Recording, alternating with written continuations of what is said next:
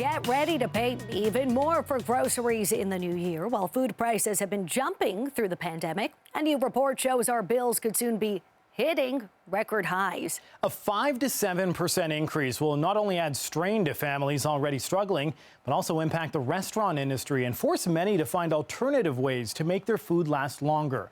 Well, for more on this, we're joined by our panel of experts, Sylviane Charlebois, who co-authored the report and is a professor at Dalhousie University. Tara Lee, she's the head chef at Eastbound Brewing Company. And couponer extraordinaire, Natalie Amezquito. Thank you all for joining us. We appreciate it. Thank you for having me. Well, Sylviane, let's start with you. I mean, I read the report and I saw that the average Canadian, you're finding that they're going to have to pay close to $1,000 next year in 2022, $966 to be exact. That's a significant jump. So let's get right into it. What's causing this surge? What are the factors behind this? Well, first of all, this is not just a Canadian story. We're seeing the same scenario worldwide in the industrialized world, and the three factors which are impacting food prices across the board. One, supply chains. Supply chains are much slower, less efficient. It's costing more to move anything around, both on water and land. So that's really one thing, and that's going to linger. We are expecting supply chain bottlenecks to continue into 2022 up until the fall probably. Secondly, wages are going up in processing in Canada, which is good news for employees, but employers have to really adjust their prices due to the fact that they are operating in a high volume, low margin environment. And so this is something that is going to continue to happen. And thirdly, input costs, that's impacting food service, things like cooking oil, any ingredients really that you're buying. It's all more expensive due to what's been happening with harvests. Russia, Canada, US, we're all hit by droughts. Europe was hit by floods, so all of that really makes things more expensive, either to feed livestock or to buy ingredients to cook with it or to make food with it. And Tara, as a chef, the restaurant industry has already been so hard hit throughout the pandemic. As we've widely reported, prices for food in restaurants expected to go up 6 to 8%. That is no pocket change. How is this going to fare? What will the impact be for restaurateurs when you consider already the hospitality industry has had a tough time finding staff? People are finally starting to go out to eat. Is this going to keep people at home more, do you think? Yeah, I think so. I mean, I hope not. I would really love if they would come out every night and come say hi. But yeah, I do think that it is going to impact people's weekly and monthly budgets. I know it does for me as a consumer, not just as a chef. We definitely are struggling trying to keep budgets in line on our menu. I'm currently creating a new menu, and I was sitting down today making sure that all those costs are in line for everybody, because we do want it to be a place people can come kind of every day as opposed to just on special occasions. And Tara, that was my next question. Do you alter your menu? And you're saying that's something you're working on. Do you anticipate other chefs will do that, or will these higher prices be passed on to customers? I think a little bit of both. We are going to have to adapt our menu a little bit, maybe make them slightly smaller so that we can change them up a little bit more often.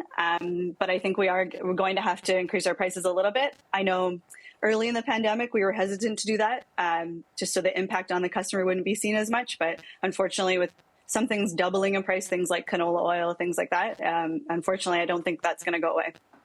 Natalie, I want to bring you into the conversation. Now, we're hearing from these restaurateurs saying that, listen, food prices are doubling, they're going up. You're a big couponer. You look for the deals. You spend a lot of time doing that. Yes. What kind of brought you to this world of doing it? Was it a matter of fact saying, hey, listen, I want to save a few dollars for my family?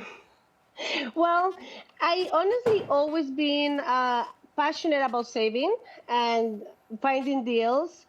And my son actually started working at the superstore, and he was telling me how many people went and customers, and they were saving all this money just with price matching and couponers. So that's the reason I started doing it. And the reason I created actually my page is because I really want to make a difference in people's lives. It's really difficult right now, but I'm telling you, I know it sounds scary, but there is always a way. There's always deals, prices in meat. Like as long as you know what is the lowest price and you keep an eye on prices, you will be okay. Like honestly, Natalie, can I ask you, how much mhm. money do you think you save every Oh, month? oh my God. So I cook every day. My husband takes lunch every day. So the main thing, so I am known for press machine meat. So I'm the queen of press machine meat. So anything meat related is me because we consume a lot of meat and meat is so expensive. So before I used to go to Costco thinking, I'm saving money and buying all this meat until I started doing couponing and savings and I realized I'm like, it's not true. I'm not saving money. I'm actually spending more money. So it's I lost my thought. That's okay. But How much do you it's save, would you yeah. say, So each I month by started couponing? so I used to spend like around like $500 in my bill like a month.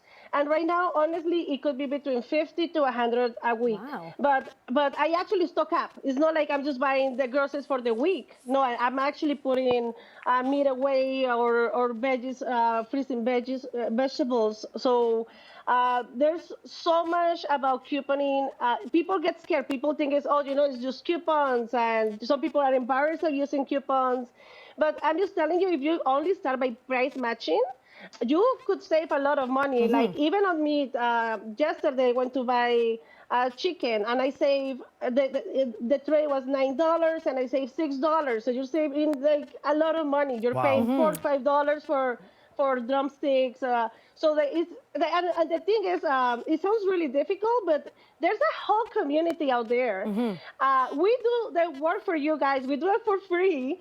All you have to do is willing to learn, put out the work, come and check us out, and we have all the information that, like, every week I post what is the lowest price of the meats, for example, and there's people who do it with vegetables, other people who do it with health and Natalie, beauty. I want to jump in. This is all great. Yeah. I think you could have your own show talking about couponing and giving people tips. I'm very passionate. You have no idea. I see. I want to bring in Sylvain for just a moment. You hear Natalie talking. Let's go through some of the anticipated changes in 2022. As you noted, bakery items up anywhere from 5 to 7%, dairy 6 to 8, as we mentioned, restaurant food items 6 to 8%. Yep.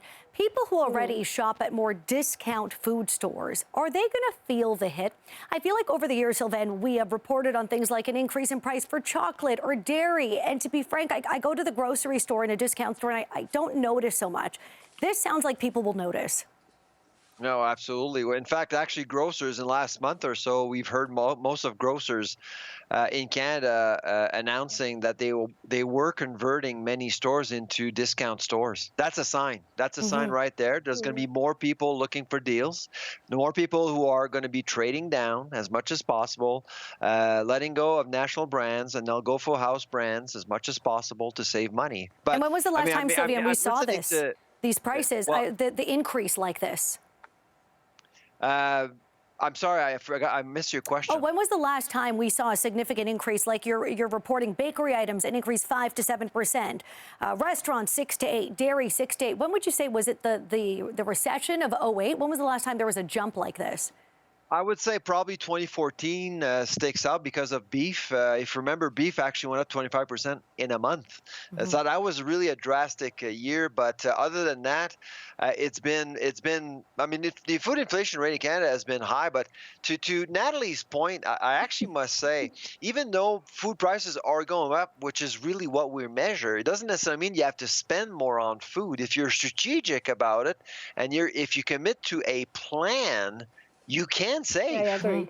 That's it. You have to have a plan. Go ahead, Natalie. Yeah, I wanted to say that exactly. If you have a plan, if you know, it is taking longer for the meat to go like to the lowest price. So if you invest in a freezer, a food saver, and you buy when the meat is really low, I'm telling you, you're gonna save so much money There you every go. month. Like yeah, exactly. Like one trip, 6 trips. Honestly, you could save $25, $50, and this is just meat. This is not press matching your vegetables. Like if people think you cannot press match organic, you could press match absolutely everything from deli, meat, fish, absolutely everything in the store you're able to press match. Just So takes just time. knowing, and time and knowledge. It sounds like Tara may have to start couponing, but we truly, Tara, I we think wish you so. all the Natalie, best. you're hired. We wish you all the best. We know how difficult it has been for the hospitality industry and for, shoppers like Natalie. Thank you so much. And thank you, Sylvain, for the report. Thank you for having me. Thank you. Thank you. Pleasure.